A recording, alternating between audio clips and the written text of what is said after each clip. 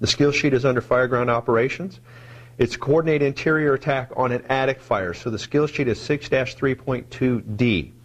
On the task, you're going to coordinate an interior fire attack for a structure fire in an attic. On the performance outcome, while operating as a team leader, the candidate shall be able to coordinate the interior attack of the structure fire in an attic by maintaining crew integrity, predicting fire behavior, forecasting developing hazards, and selecting the proper attack technique while incorporating forcible entry, ventilation, and search and rescue activities. On the conditions, given an attic fire scenario, attack lines, personnel, and tools, a candidate shall demonstrate the ability to, number 1, assemble all the required personnel, attack lines, needed equipment, and forcible entry tools. 2, you're going to communicate the team's action plan for entry. 3, evaluate and forecast the given fire scenario, anticipated growth and development. 4, you're going to select an attic access point and coordinate efforts to provide access to area of involvement for the fire attack. 5, you're going to select, communicate, and coordinate the application of one of these attacks. An indirect attack for intense fire conditions. B is going to be the combination attack for moderate fire conditions, and C is a direct attack for tenable fire conditions. 6, you're going to conduct a size-up that considers the scenario's anticipated fire spread and development. 7, you're going to incorporate forcible entry, ventilation, and search and rescue procedures into the team's initial fire attack efforts. And 8, you're going to coordinate the attack team's efforts while maintaining the personal safety of all personnel.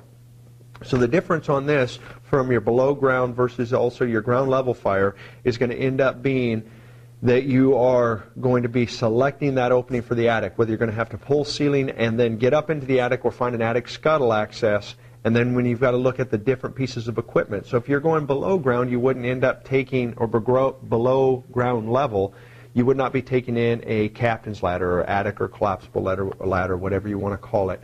But for an attic fire, you're going to want to do that. So additional pieces of equipment that you need to take in, you may want to take in a pike pole so that you can grab and pull ceiling if you can't find an attic scuttle access, so that you can access that and then provide the proper technique to extinguish that attic fire, which may end up being, if I can't see it and I'm going to treat it as a compartment fire, you're going to go into that indirect mode, but a little bit different with that full fog to allow those the GPMs to change to the BTUs and deal with that steam conversion ratio, 1,700 times to 1 on that water molecule, so that you are using steam to extinguish that before subjecting your crew or yourself up into that attic space to try to combat that attic fire.